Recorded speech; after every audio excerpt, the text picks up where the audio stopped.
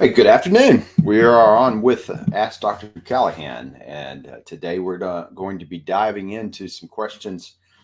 Actually, I shouldn't even say questions, but some conversations that we have with so many parents, um, friends, family members, and many of you that are just diving into the issue of trying to help your son or daughter and worried that they're drifting, helping your teen or young adult find their calling and thrive. It's what we're going to be diving into today. So we'll wait just a minute for Facebook to get happy. It takes a minute for it to get its head straight. But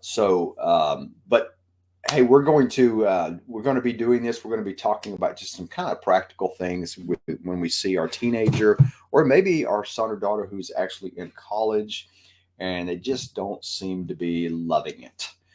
I'm seeing this over and over again that people are just, they're spending their money on the university.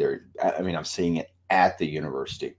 They they just don't love it. They're not passionate about it. They're not. They don't even seem like they care. So I see it at the college level of all fields, and we're seeing it just in general in society. A whole lot of young adults who are even professionals in their field don't seem to be that pumped up and happy about it. So we're going to be talking about that here in just a 1 second. But first of all, I just would ask that you would share this. We want to give us a like, give us a share.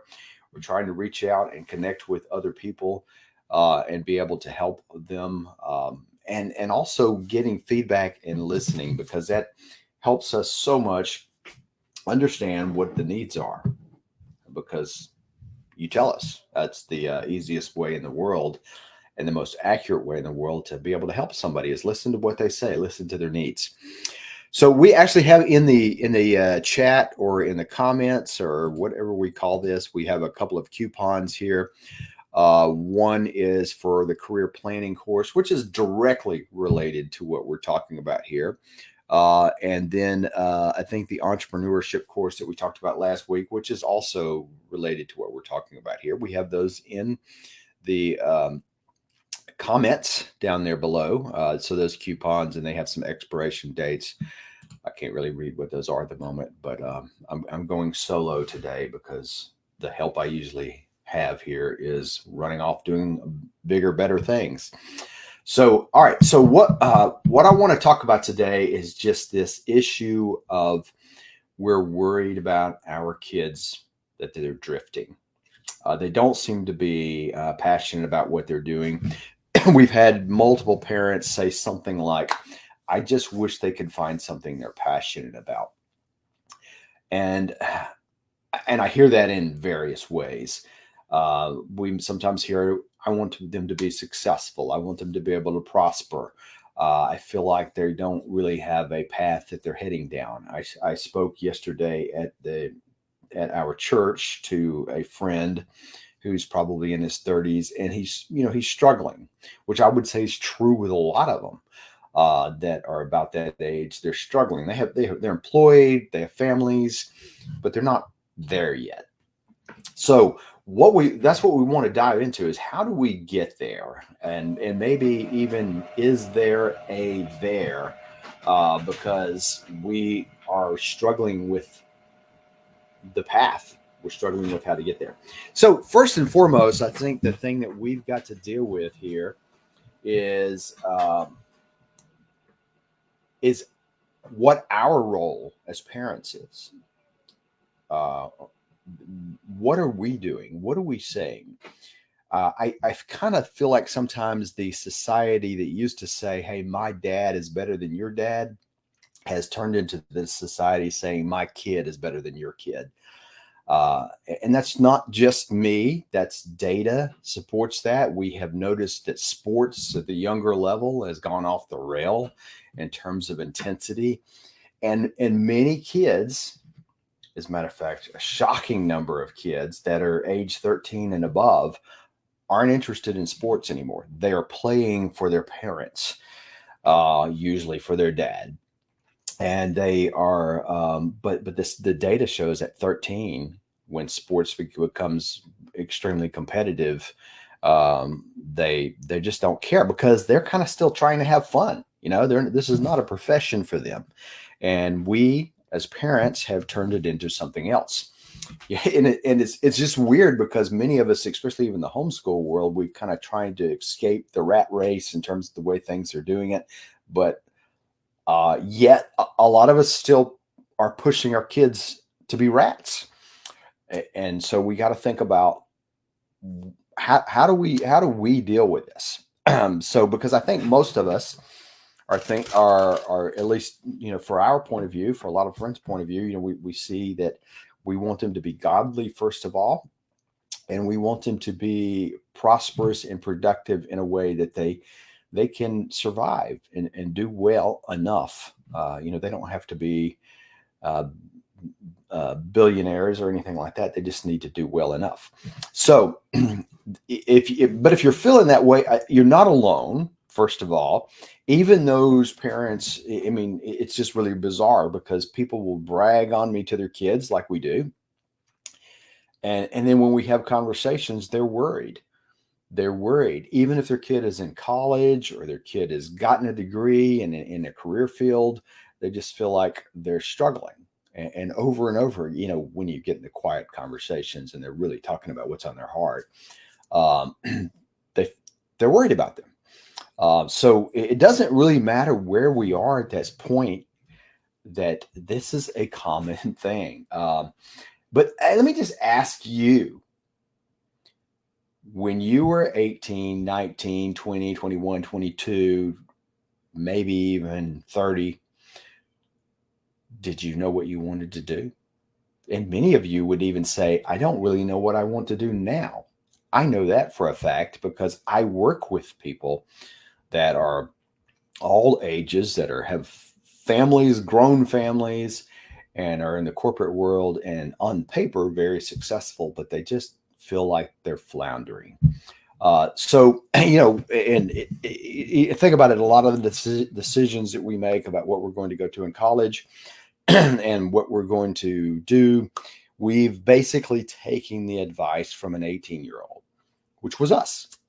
And because that's really the driving force for most of us.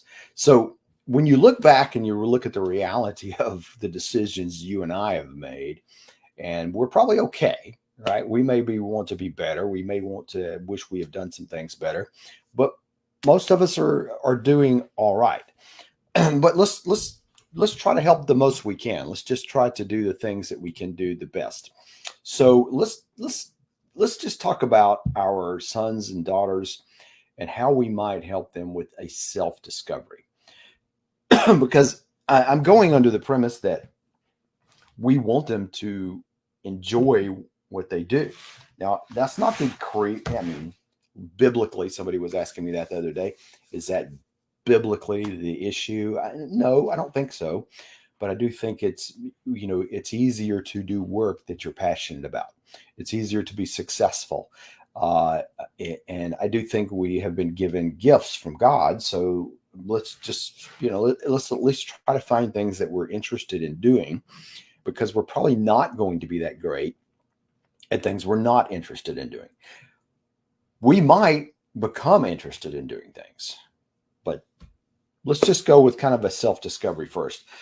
So what we would do first is just helping our kids, our young adults, and I do mean even college, because many of them are in college, are not interested in what they're in college for. We want to encourage them to reflect on their own interest and skills. So what do they lose track of time doing? What are they going to do when you're not asking them to do it? What kind of, and you might just say it was playing video games or things like that. Maybe, but obviously there's job functions and those things too. But what skills do they want to develop? What are they interested in? I mean, you might be interested. C.S. Lewis, the author of so many books, struggled in his early life.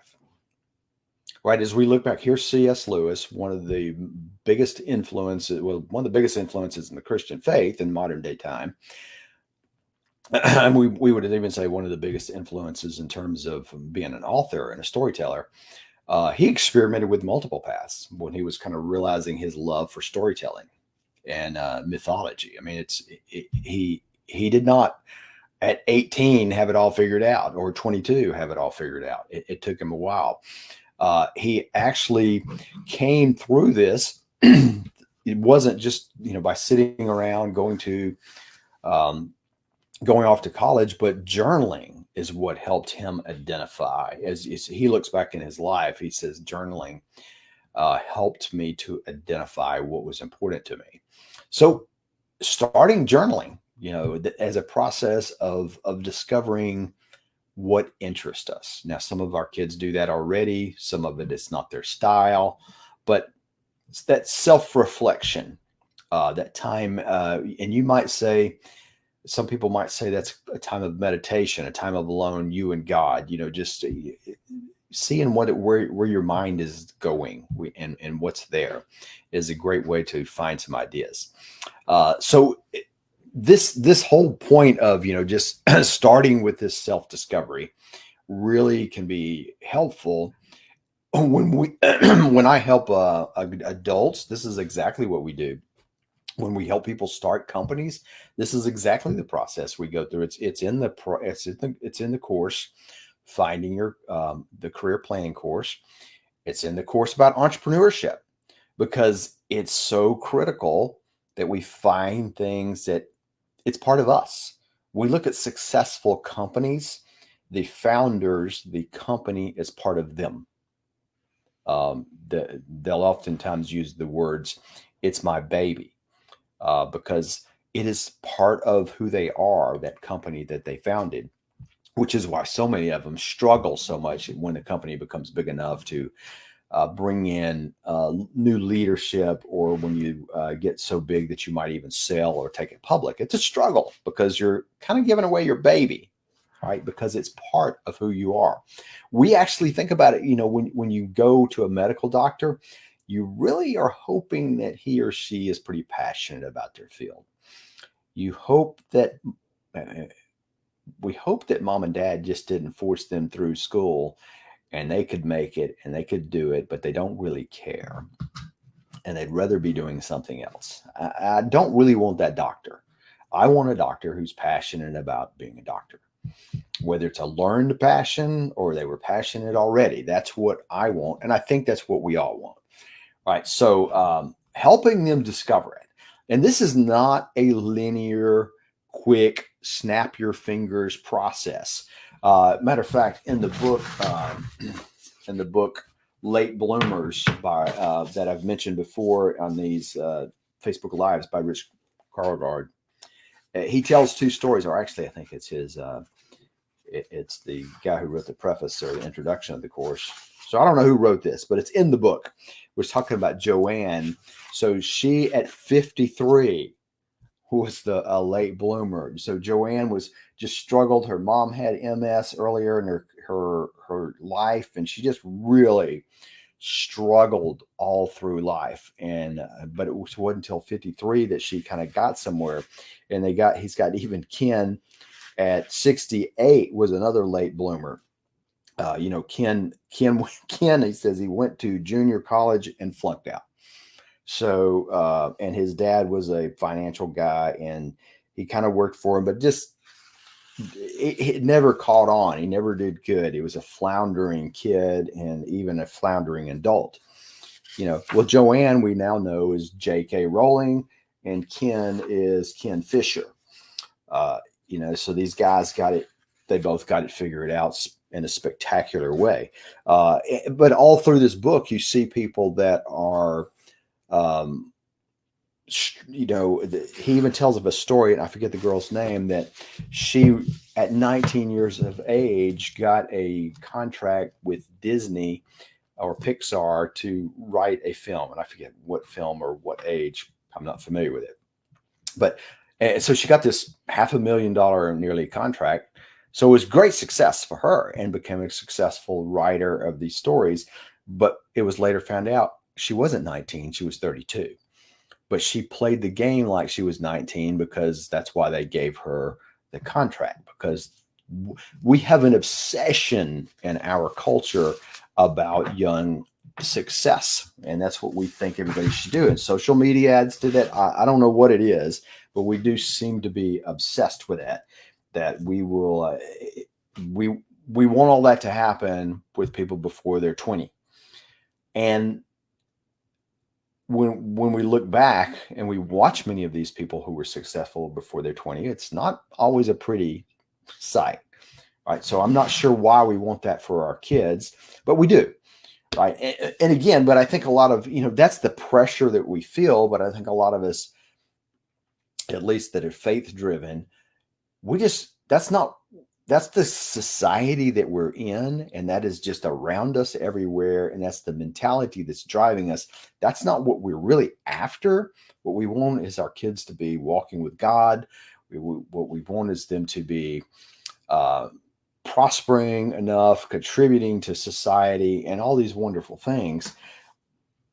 But the pressure's there, and it's embedded into our psyche, whether we like it or not. And I tell you, I can tell you how. Go to a church and have a dad's son's event where, or you see something where you got like a dodgeball, and you see dads and sons go into a dodgeball thing. And I remember seeing this one time, and they were like fifth grade boys, sixth grade boys, I forget. And the dads turned into some kind of monsters instantaneously. I mean, it was comical at the same time, a little bit scary about the messaging that was going on. That because this is kind of what our society has got us into. We're all living out our lives, I think, a lot of times through our children. So anyway. But that's kind of where we want to do, is let them be in a self-discovery mode and be okay with it. And that's why I'm telling you about C.S. Lewis. Here he is, this guy, and I'm telling you about these other people. They're okay. They may be on an extreme side. C.S. Lewis wasn't that old. But let's also talk about, though, how as another step, how to get them to take a low risk steps. Experiment. Encourage them to take on activities just to experiment with things that don't cost much money, to start a little side business, to go to work with somebody as an intern, to take up new hobbies. And the temptation is going to be to spend a lot of money on them, but just go in cheap and just try things and see how you like them. Woodworking, metalworking. We're seeing several friends have kids that are involved in welding, and whether that amounts to anything, who knows? That may be just a passing fad, but the cost is relatively low for them to get involved and try these things and experiment with what they like. Another character that we might all know something about is Billy Graham. So Billy Graham struggled himself. So he found his calling through kind of a series of explorations. He attended different schools. He was speaking at churches. It wasn't this nice straight path for Billy Graham. He didn't just wake up one day and say, I'm called to be a preacher or an evangelist, but he discovered it by taking action. And then, it became super clear to him, obviously. But like Billy Graham, like C.S. Lewis, a lot of times we don't know, and they may look like they're floundering, and the way to do it is just experiment, just do things. That is especially at the teenage levels, that's one of the huge wins of homeschooling to me, and I guess we see this even in private public school clubs and activities like that, but I think we have a lot more freedom of trying things as a homeschooler. There's no limitations on what we can try because of scheduling and things like that. They don't have to be a school-sponsored event. But in this, don't fear failure. I think there's a lot of that, and there's a lot of that in our culture, too, about us fearing failure. Thomas Edison is a classic example. We think about it as somebody who did not fear failure, but saw failure as a part of the process. And I think that is a great model. There is an awesome book which I would put my hands on, and if I knew what it was called, it's called Rejection Proof. Rejection Proof. And it talks about the fear of failure this young man had, and it was holding him back in as his own business. He was a business owner, as I remember, and the fear of failure or the fear of rejection, which is the same thing, was really holding him back. So he went on this adventure to try to be rejected and as many times as he could. It's almost comical, many of the things that he did, but it was an eye opener as he realized he no longer fears rejection or failure. Now he's not stupid; he's not going to do anything over the top. You know, when we think about fear of failure, we're not going to go invest all of our money in things or risk our lives, but we can try some things and realize they may not work out. They may not work out. I may not be any good at this, right? We think about that with kids, and you know, when they're young kids going into sports and everything, they get into sports sometimes, and they're not that great at them, or they don't care, or they don't like them. Usually, the two go together. So just experimenting. Volunteering is a great word. You know, freelance work. Just low stake things that we can do that aren't going to risk the pocketbook or risk time or anything else. Just try things. So you know, starting with self-discovery, going less low risk. Now, I will say both of these are activities. Both of these take a little bit of initiative, and for mom and dad, we kind of have to not manipulate, but motivate some things to happen. You to get off the couch and try some things, and that in itself can be a little bit difficult. But I think most of our kids want to try things if we can just get them to walk them down the path of reasonableness, if you will. So the third thing, the third of four here that we want to cover is building connections, networking, mentoring. Encourage them to seek mentors. Encourage them to meet other people doing things of interest. You look at all these people and they found mentors. Frederick Douglass was another one that really had a passion for education and justice. But he had a lot of mentors he found along the way that really helped him and directed his life, if you know anything about his story. So now a mentor doesn't mean, you know, your son or daughter has to walk up and say, will you be my mentor? Which is awkward and tough even for the most outgoing kid. But it's just learning from adults, and they may be adults that their parents already know, right? We see examples, they may be family members, and just getting the chance to ask questions and observe and work with other people. They may be people at a church, volunteering at a church and working with these people side by side is an awesome thing. You know, and this is just an aside. We have found something that I don't think is magical or unique, but our sons were telling us. We were talking about making connections at a church, you know, being involved in Sunday school or what we call life groups in the church is the way you're supposed to make connections. And our sons were pointing out to us, that's not how it really works. You get connected by people by serving with them, by doing things with them, by going on a little mission trip, by taking an activity, by just going up to the church and serving dinner or whatever it is. And you get connected to the people that are standing there shoulder to shoulder with you doing some activity. So I mean, that's a great way to combine these things, to experiment, connect with other people, find mentors that you might be working with shoulder to shoulder all the time. And if you've heard me talk at all, you know, I'm big at being intentional about this mentoring, or about connections, using tools like LinkedIn and other things to find people. I have found that's difficult with teenagers, with even college students. that's a difficult thing to do because they just don't want to reach out aggressively enough to make that happen. But find people around you that are easy to start working with is probably the way to go. So now we are, before I run out of time here. So we have got number 4 here is thinking about the thing that usually mom and dad were most concerned about. Can they make a living? I mean, that's really what it usually comes down to. I want them to be able to be functional, to be able to make a living. Can this passion, can it turn into a career? And we know that's true. I mean, the 2 examples I just gave you, Ken Fisher, J.K. Rowling, had a passion, but we think about people like Joanna Gaines, who obviously had a passion for decorating houses and things and turned it into this business activity.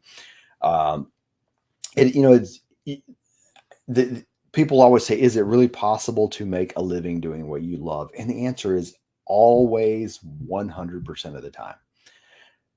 It's not always the most clear path to do it, but we just see so many crazy examples of people doing things that aren't typical, what we might consider conventional. There's a lot of unconventional career paths, and that's just common today. We see a lot of things that look very different.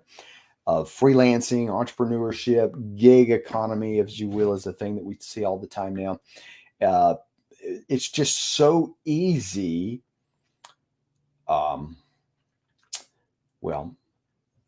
It is easy to make money. I don't mean it just flows in your pocket, but I mean we used to only be able to go to work for somebody or go mow somebody's grass, everything. But now we got things we can do online. We can connect to anybody in the world and serve them through even video editing or any other kind of activity.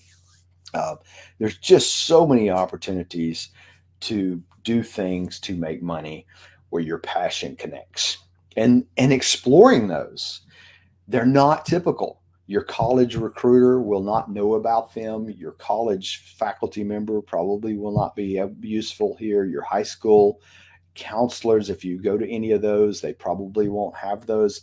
It's just something you have to explore. It's probably if the videos your sons and daughters are watching on YouTube, the blogging channels, the social media, if they're paying attention to any of that, they are probably following people that are their mentors. They may not be talking to them, but they may be mentoring them by them watching what these people are doing and how they're making a living in their crazy ways, right? There's people that make, you go to YouTube, you go to social media, and you find people that are making a living doing strange things, but it's working for them. And you do have to balance, though, passion and practical.